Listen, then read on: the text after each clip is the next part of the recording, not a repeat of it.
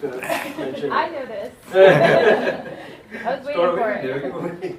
And I want to thank all of you, Giselle and Michelle, of course, all the family and friends that are here, all of our assistants, and of course, most important, our graduating class. Okay, this is not the largest and most prestigious commencement in the city of Gainesville. There's a little school you might have heard of, and they have quite larger and more impressive graduations. But as unbiased as I am, I think this one is equally important. I really do. And I'm going to talk a little bit about that. And what we're doing here. I want to just get down to the basics. Why are we here? How did we get here? And what's it all about? So we're having a graduation. And we're going to award certificates and diplomas for your advanced knowledge and your studies in a particular area of astrology, the vibrational astrology. And you've also learned about what else is going on in astrology, but that specialization. And we've had the counseling skills. And let's face it, a graduation in astrology, in a school that's, by the way, licensed by the state of Florida. Isn't that interesting? Is it really worth it? Where does astrology sit in our modern world? People have different opinions, as we know. Some of the polls suggest that about 1/3 of people would be cheering and say, "Oh, that's great," just like they would if you got a nursing certification. 1/3 would not be so sure. I don't know. I don't know what they did. I don't know if that's worth it. Another third would just think this is nuts, right? This ancient belief system going back thousands of years based on what appears to be a ridiculous idea, that because Mars is in a certain place in the sky, that it really affects our behavior. We're not just studying it as history and anthropology, right? Isn't that what's going on here? We're graduating in a rather controversial area. And I want to just talk about some things that I think about what we all just did together, specifically with vibrational astrology. Number one, it is a little crazy. The idea that because a piece of dirt or a gaseous ball out there so far away is going to give me a good success day in business, or make me meet Miss Right and fall in love, or whatever we're going to say, or even as a counseling tool. It is really a pretty wild idea. And in the 21st century, for decades now, we're in the information age. Science is a kind of religion. We all acknowledge the power of science. We've got light bulbs. We've got the internet. We have rockets going into outer space. We have genetic engineering. We know the power of science. We're in an information age. And is astrology relevant in the 21st century? We know I'm going to say yes. Yes. But why? And this is typical David. I like to be honest about it. How is it relevant? And I wanted to say a few words about it. What does science really tell us? If the question is a relationship to the modern world, which is based on high education, technology, and information, what is it really saying? Is it really all that practical? Is it really all that much more realistic and tangible and down to earth and make more common sense than astrology? Does it? No. Right? The chemists and physicists are going to tell me that, well, there are photons that exist, but they have no mass. Well, how does something exist that has no mass? And they go in and out of existence. So right now, millisecond by millisecond, less than that, you're disappearing, and everything's disappearing and reappearing. That's what scientists say. They are crazier than we are, right? It just makes no sense to me. About 3 weeks ago, I woke up and I thought to myself, this kind of thing is David thinks about it. I woke up and I thought, what are those terms in Einstein's field equations? I haven't looked at them in a long time. So I found this fantastic video by an MIT professor on what each term in Einstein's field equations are. It is very clear. And I have actually never believed what they say about Einstein's field equations, that time is a fourth dimension, meaning it's actually the same as space, but humans can't see it. Can you follow this? This is what these nutty physicists are telling us. You can't tell me that time, that this is up, you know, that side, time is not space. What's wrong with you guys? And other weird things, like they say space is curved. I never believe space is not curved. You think space is curved? What does that even mean? So I've never really believed this. And I'm watching this video, and the professor says, you might doubt that time is really the same as space. I said, yeah? Yeah, I more than doubt it. I think you guys are nuts. And he said, even though it may sound nuts, that's of course. He said, it is. It is. It is. And space is actually curved. So anyway, my point is that what science is telling us doesn't make sense. Does it? Do you understand? I made a mistake at this point. I tried to intuitively understand it. I walked around for a day imagining that space is curved, and boy, that didn't work very well. I just gave up on it, and that's what the professor said anyway, so don't try to understand it. So my point is this. If the big view that science gives us doesn't make sense, common sense, but works, and if the little view doesn't work, why do we insist that our level must fit our common sense expectations? Why couldn't there be surprises?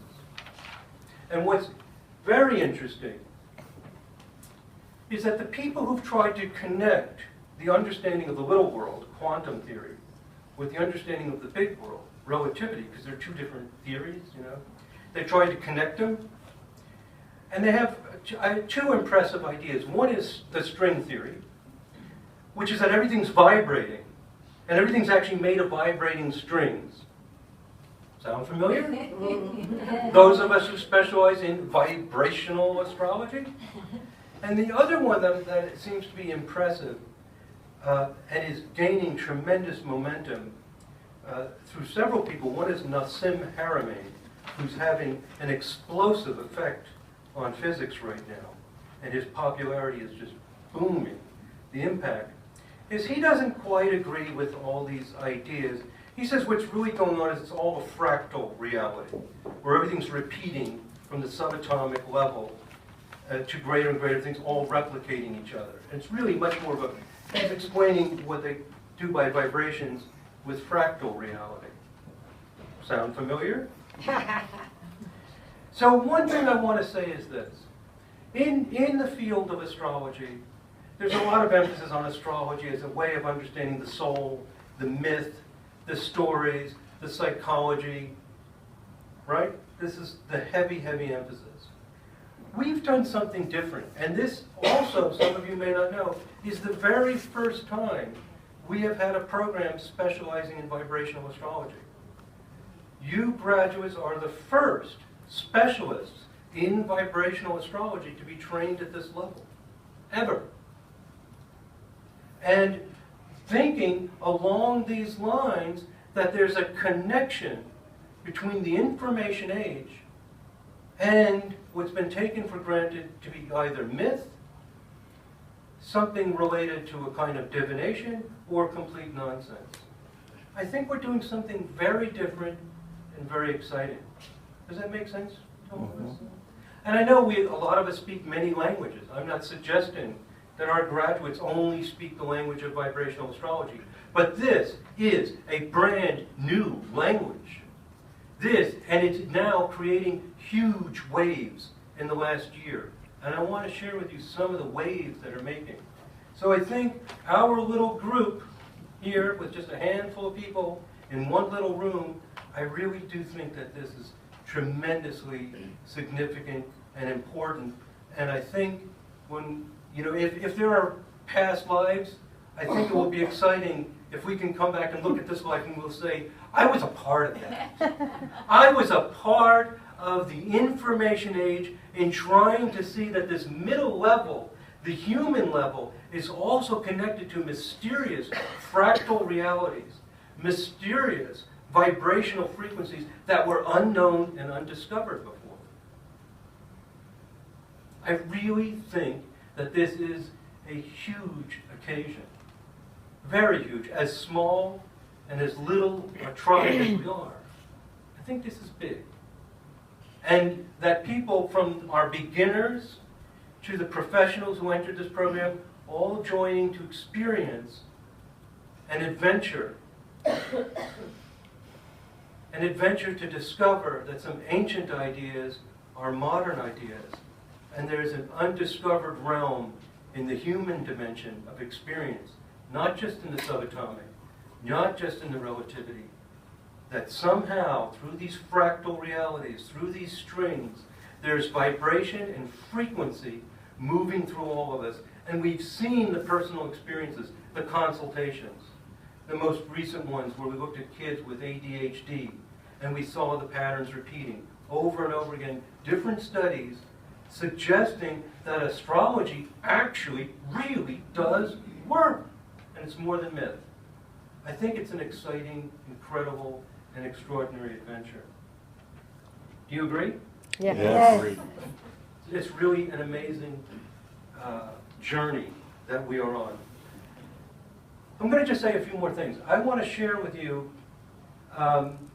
what's going on at this point in time with vibrational astrology. Let me check my notes, put on my glasses so I can see what I'm looking at, see if I forgot anything.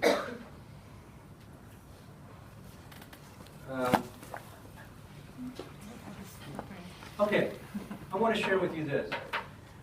I've been in astrology since 1972. I spoke at international conferences in 1973 and 1974. I've been in this for a long time.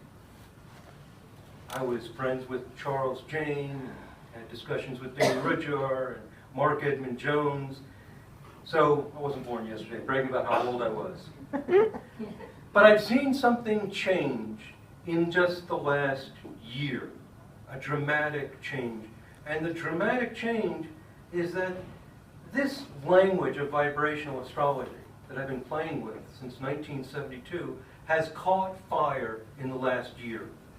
And I don't know if you're aware of it, but it's sort of shocked me. You know, when you do something for 40 years, and all of a sudden, you know, a conflagration starts, you go, wow, holy moly, why all of a sudden is this taking off? And I'll give you some examples of how it's taking off. Number one, the invitations for me to speak are now become arm twisting. You must speak here in Dallas. You must speak. Everybody wants you. You must. Don't say no. I know you're a hermit. I know this. You got to speak for us. So what's exciting about this? It's the vibrational astrology. We are all just vehicles for this information. It's caught fire. I started making the YouTube videos, as a lot of you know. I started doing it for customer support. Someone wasn't sure how to send email. So I made a video, here's how you send the email. Or, you know, whatever, some little problem. It seems to work better than just reading the manual. You know, you can visually see it. Then one thing led to another, led to another, led to another. At this point now, we have over 120 videos, and every 9 minutes, on average, 24 hours a day, somebody begins watching one of those videos. And the videos are all about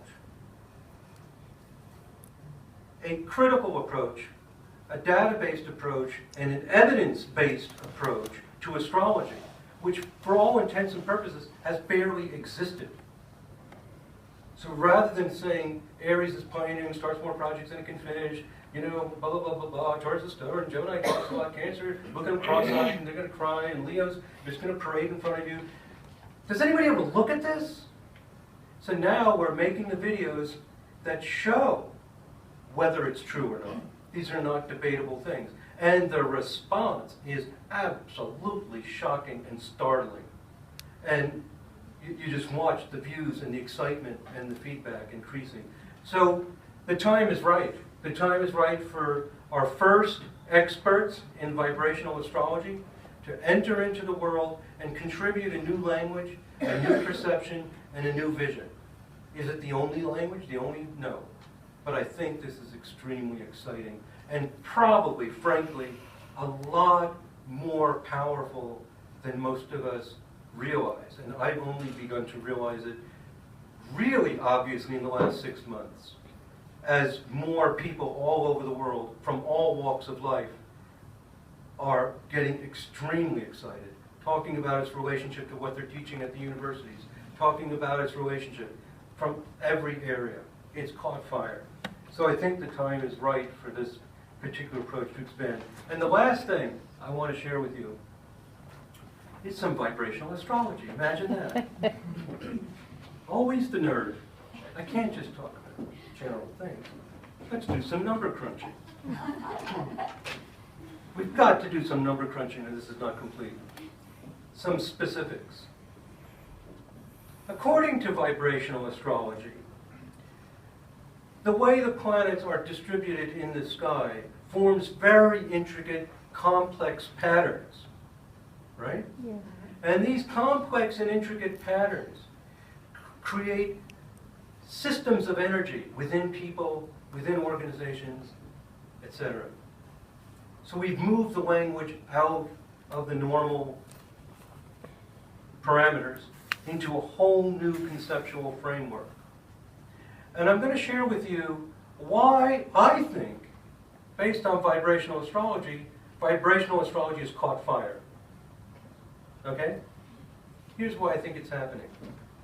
One thing we do in vibrational astrology is we look at facts. One of the facts I've shared in the classes, an interesting phenomenon in our solar system, is that there are only 2 planets that are in orbital resonance with each other. As astrologers, you know that Neptune takes twice as long to go around. So which 2 bodies are those that go around the sun that are in orbital resonance, where their orbits are not independent? Always the professor. Sorry, gotta ask a question. Who knows? Neptune and Pluto. Neptune and Pluto. Pluto is not independent of Neptune. Well, it's an interesting fact. But interesting facts is what vibrational astrology is all about. So many years ago, I studied trends, historical trends. I wanted the big things. Was something going on in the sky during World War II, during World War I, during the 60s? And you know, we have this idea, the planets and the signs and the sextiles and trines. It didn't really work. But of the outer planets, this is before I knew that Neptune and Pluto were in orbital resonance. For some reason, Neptune and Pluto predicted like clockwork exactly what would happen. And around the year 2000, I made various predictions. I made predictions about the Gulf War and the United States involvement in what would happen. I made predictions about who would get elected, what would happen, what new styles would happen, all based on just Neptune and Pluto. And they've all come true. That's impressive and fun. It's not as impressive as the real quantitative information, such as when I found that gold prices change with 7th harmonic aspects of Sun and Jupiter, and some interesting 4-planet patterns. And I finished that study, I think it was 2006. And when I presented that in class, Linda Berry emailed me and said, "Why haven't you studied since 2006? We've got 7 or 8 more years of data." I said, "I'm too busy." Within a few days, she said, "Here's the data." "You're too busy." "I'm not. I want to know if this formula works. Is it going to replicate with the new data?" I was dying to know. But I'm so busy, I just couldn't get around to it. She did it. I imported it. We started analyzing it. We had 2 formulas. One of them, which is the one I was skeptical of, I didn't think would work, and it didn't. The other one worked. So we had a replication of a quantitative study. That basically Linda did, and I assisted her with. That's interesting stuff. That's revolutionary. That's mind-boggling. And when you make a YouTube video and you present this, people are going wild. They're going wild. It's pretty exciting stuff, isn't it? Mm-hmm. We don't know where we're going, but what we do know is we're getting very fascinating results. Very fascinating. So here's the last thing, to get back, and then I'm done, is how I had predicted there would be changes, that there would be a switch in interest in astrology in the early 2000s to ancient methods, and then around 2015, the interest in ancient methods would start to wane and it would shift over to things like vibrational astrology. And also why the Gulf War would never be won by the United States until around 2011. It would start to turn away in 2015. So here it is. This is interesting. It's not impressive scientifically, but like the gold study, but I think it's interesting. In 1937 to 1940, when the Nazi movement was growing, the war started, Neptune and Pluto were in 7th harmonic. The Western world doesn't seem to know how to handle 7th harmonic very well. And you had the swastika, and you had the boot step, the discipline, the focus, the ancient passion take over in a most evil and despicable manner. Right? I mean, I'm generalizing, but as a general, I think it's reasonable. In 1941 and 1942, when the United States enters the war, and things start turning, and there's a big head-on conflict, Neptune and Pluto were jumping between 7th harmonic, the Nazis, and the 13th harmonic. Whenever you see the 13th harmonic, the United States comes to the forefront. Even Joseph Campbell talked about that, the 13 colonies, which ends up being true on a scientific level.